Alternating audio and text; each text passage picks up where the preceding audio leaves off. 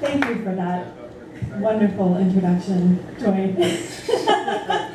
So, my book, Object Permanence, I do not have many copies left. You can buy them on Amazon if you wish, but if you would rather have an electronic version, I would be more than happy to just email you the manuscript. If you write down your email address on the paper, I put on the table right there, and then just donate whatever money you would have spent on the chapbook for Lydia Place in Bellingham. It's a homeless shelter for women and children, and I think that I would prefer the money go there. Thank you. Yeah. So thank you, Dwayne. Thank you, Everett Poetry Night and Kathy Zippi for having me here. I'm really horrible with small talk stuff, so I'm just going to read some poems. And I promise I'm not going to go over an hour and a half, although some of them will be about parasites. But not till later. We'll warm up to that. I'm gonna start with some from the chapbook that I don't have here, except this one, which I'm reading from, so you can't have it. Jeez. So I do a series of poems. I'm working on where I take women from Greek mythology and I have them perform mundane household chores. Just because we're poets and we do shit like that. Oh, that's too loud. Everyone talk amongst yourselves.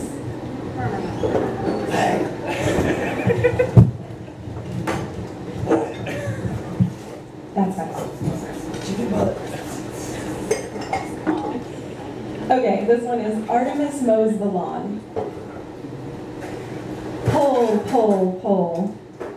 3 clumsy masculine strokes, shudder, and resultant roar. Only a man would invent a machine that needs a hand job before it works. The neighbors have resigned themselves to the tableau. Weed wild on head and mound, moon flesh blurred and unhemmed and vibrating like a tuning fork. I may have to mow my lawn, city ordinances, you know, but you'll never catch me wearing clothes. White and smudged around the edges, smushed into civilization, I chew the grass in decibel circles around the rose bushes the damn deer won't leave alone. Unpruned, thorny and straggled, they are wild like me and just as bare.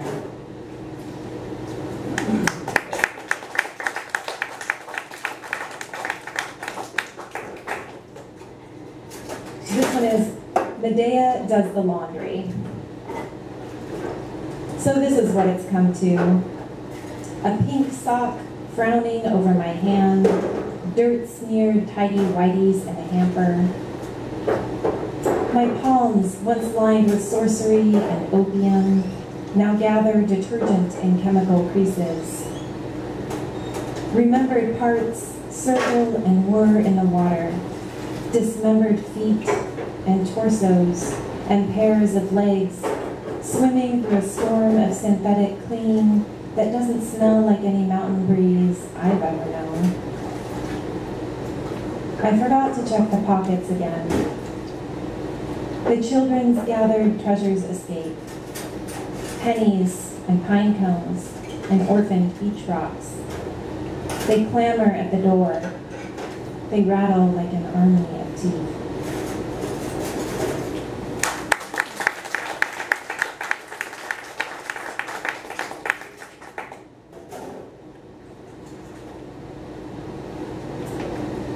This is not a goddess poem.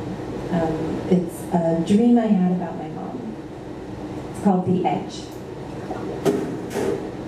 They rust and unclench underground with the worms and inky caps that sludge and worry through the cracks. Green and white lawn chairs, vinyl straps woven and riveted to gray metal frames. Every year, their aluminum bones undress a little more, because everything falls apart eventually. even chairs and mothers. But in the dream, they are restored, and she sits on the fresh green straps and reads a Dick Francis novel.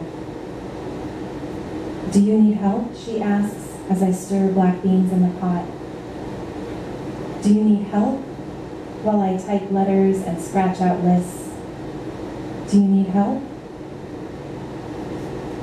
I refuse, because I don't need help with beans or letters or lists. Only upon waking, I realize she didn't mean that kind of help. But by then, it's too late, and she's back in the dark with the chairs and their eternal disrobing.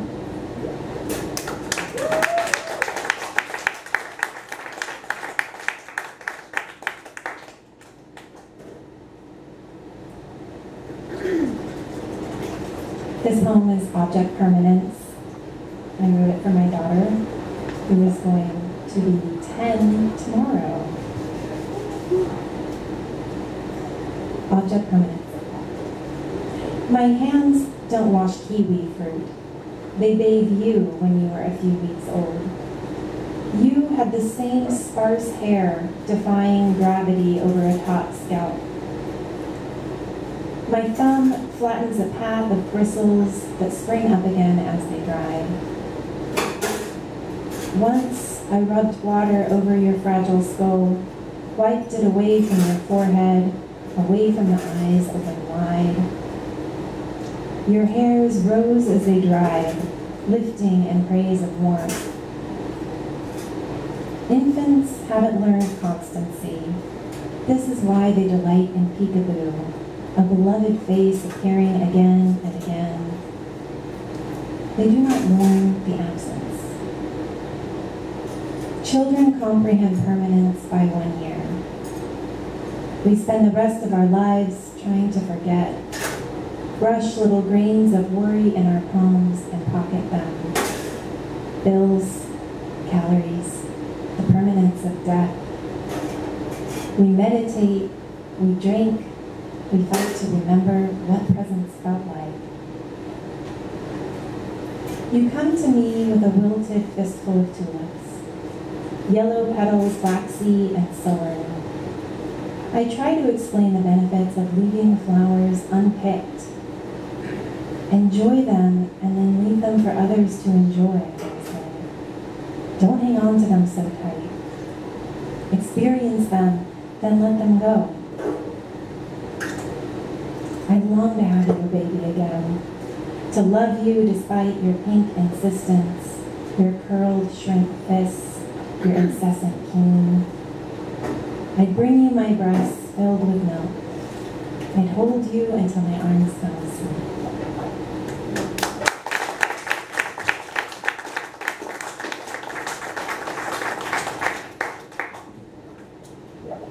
I'm going to read some new stuff, and when I do a book of this, I'll bring it if you'll have me back. Oh yeah!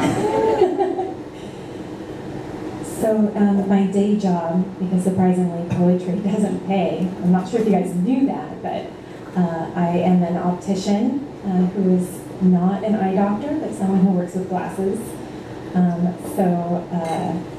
This was a poem I wrote based on work and an experience that I had there. It's called Four Eyes, and the epigraph is from Dorothy Parker: "Men seldom make passes at girls who wear glasses."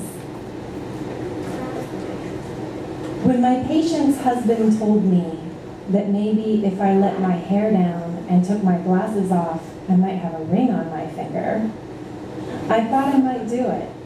Pull the elastic band from my messy updo, shake out the long tresses like one of those secretaries in a black and white film who ends up marrying the boss.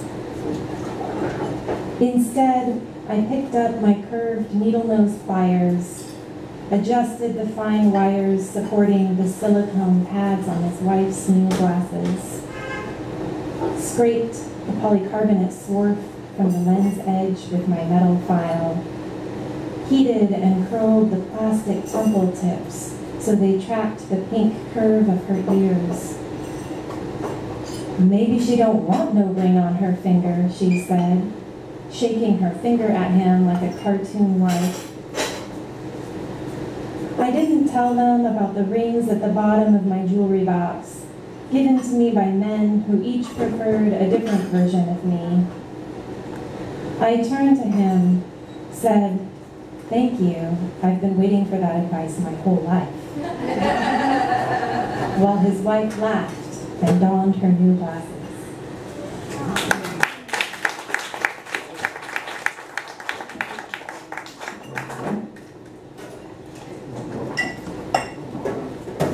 This is Jackie.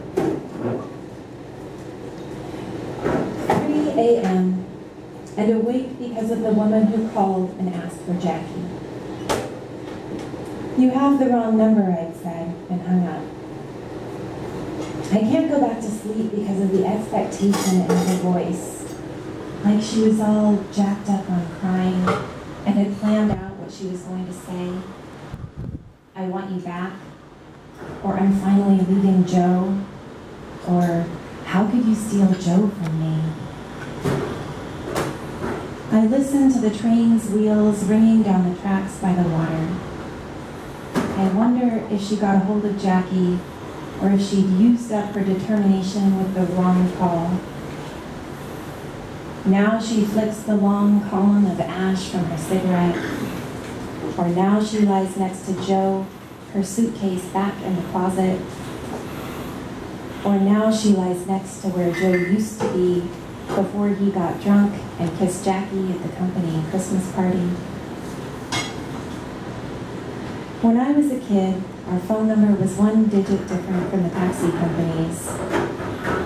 Every night after the bars closed, drunks woke us with their slurred requests, consonants running together like smudged chalk.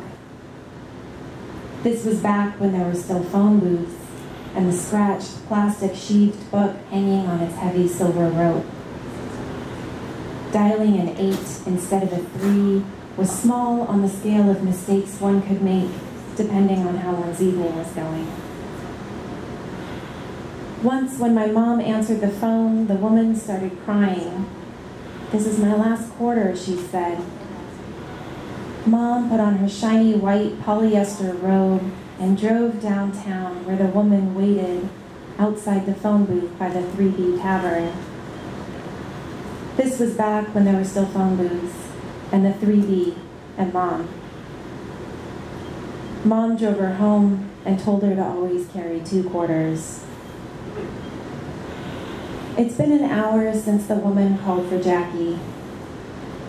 Now she slides her sore feet back into her white nurse's shoes, or now she watches the fill and spill of Joe's sleeping breath, or now she finally falls asleep herself, her hand buried between her thighs. My mom wouldn't have hung up. "Tell me about Jackie," she would have said. I lie awake and listen to the silence after the train, thinking about how I used to think its whistle at night was the loneliest sound in the world. Woo!